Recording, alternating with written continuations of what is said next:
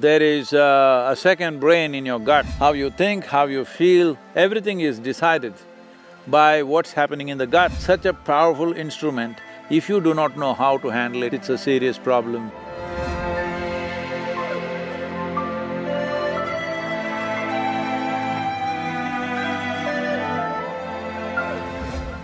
In the yogic culture, generally it is said like this, that you must always consume food which is grown in a land within the diameter or within the radius of how much a man can walk in a day. From morning to evening if you walk, you may do 15, 20, maybe 25 kilometers straight line.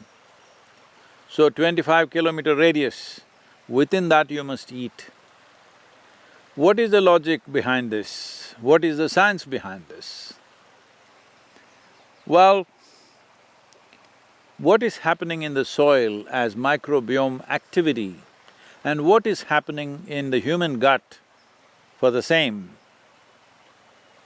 is very similar, or in a way a kind of a more evolved or enhanced manifestation of the same in the gut. After hundreds of years, now modern medicine is talking about there is a second brain in your gut, a whole lot of things about who you are. I hope it's not so for you, but a whole lot of things as to who you are, how you think, how you feel, your level of balance, your equanimity, everything is decided by what's happening in the gut. It's being referred to as a second brain or the gut brain. Well, it is true that the chemistry of the body is happening at various levels.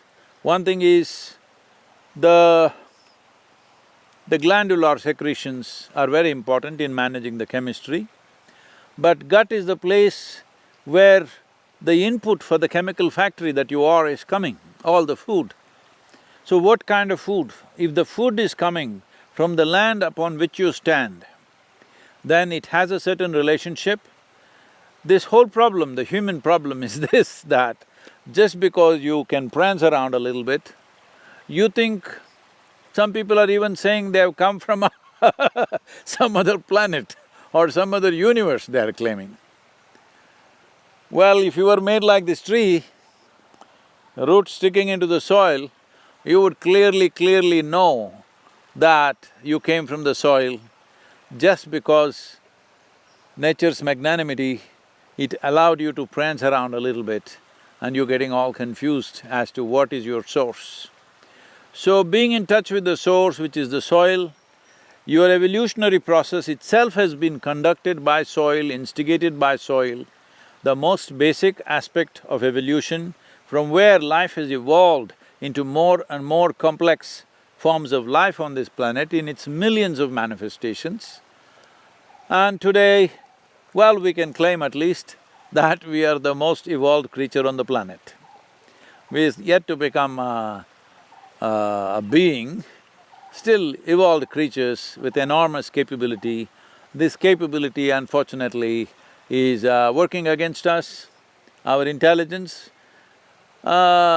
Today everybody is talking about gut brain as more important simply because they don't know how to handle this brain.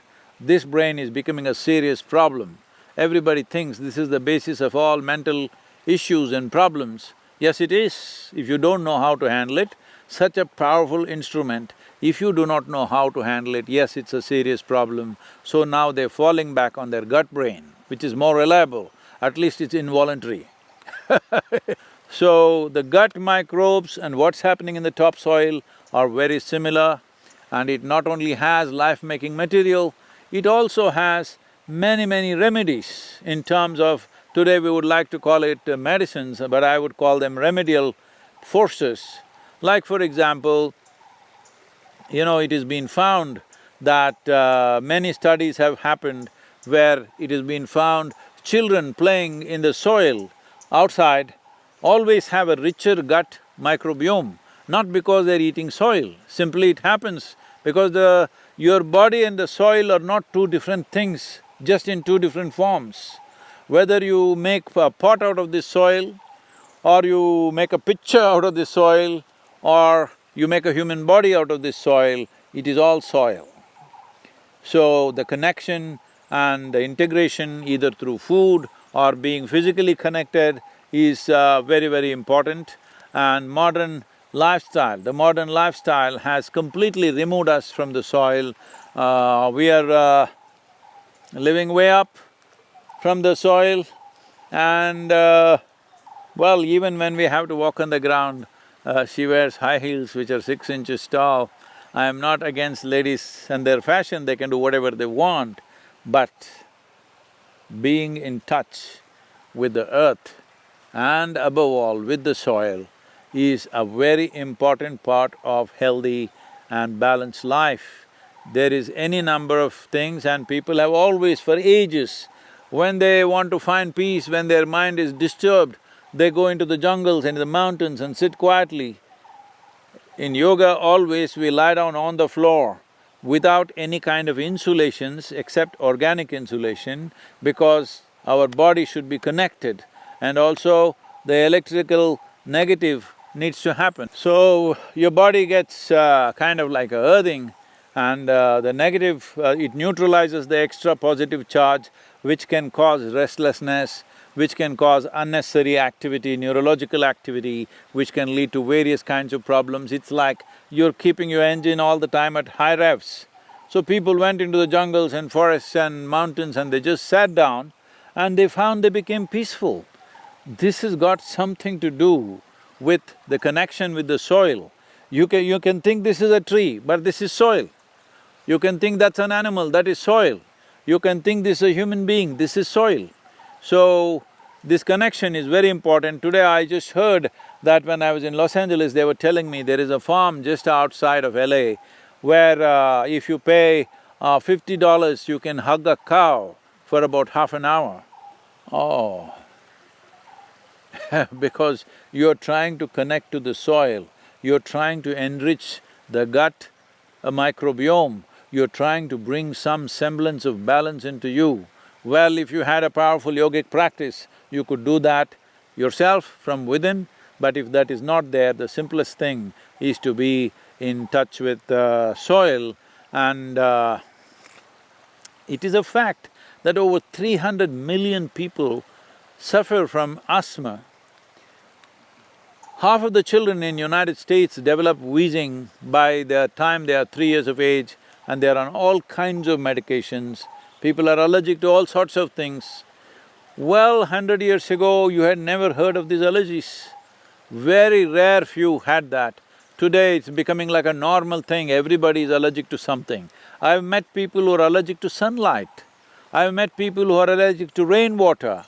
I've met people, of course, the peanut and groundnut allergy, everybody knows about that. It's not like they have to eat it. If you just as much as break this legume, this wonderful legume which is very nutritious that we call as groundnut, and because it grows in the ground, well, if I open it here, somebody allergic there 50 feet away, they could die. Just see the sensitivity of that. So these things have happened because we are beginning to think we came from elsewhere. Of course, there are some people supporting this in your mind, saying that there are books around saying that you're all aliens who came from elsewhere. Even if you're an alien, if you happen to be one, it's fine with me.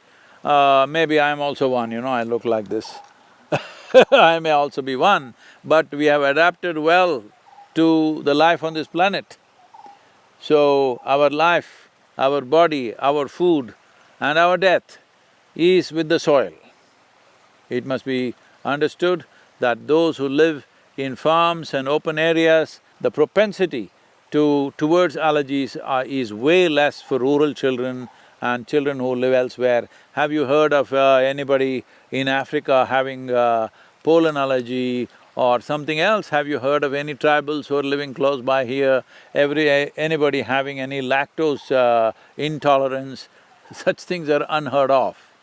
This only happens in affluent societies because we think affluence means we should become hydrogen balloons. That means we must be away from the earth in every possible way, and then we start calling life-making magic, that is soil, as dirt. If this is dirt, you and me become dirt bags. Let us not be that.